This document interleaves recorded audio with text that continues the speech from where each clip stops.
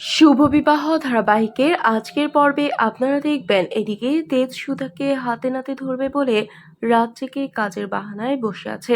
আর সুধাকে phone করে বিজিক বলে, সুধা দি এটা কিন্তু একটা বড় অ্যামাউন্টের কাজ, একা করতে পারবে তো? না পারলে আমাকে বলো, আমরা আসছি।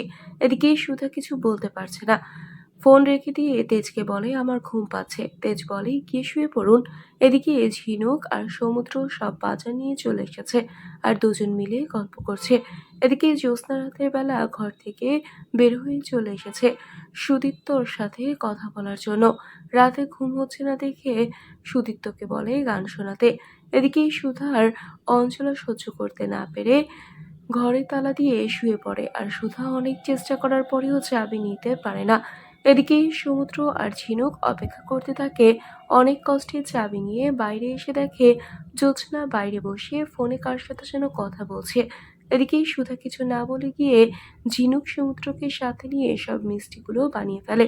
তেজ ঘুম থেকে ওঠার আগে ঘরের তালা দিয়ে দেয়। সুধার শাশুড়ি মা মাস খাবারের বাজারের লিস্ট করতে গিয়ে দেখে সব জিনিস মেলা মেলা রয়েছে। এত ঠাম্মির সন্দেহ হয়, আর তরিতা তাতে ঘি ঢেলে ঠাম্মিকে রাগিয়ে দেয়।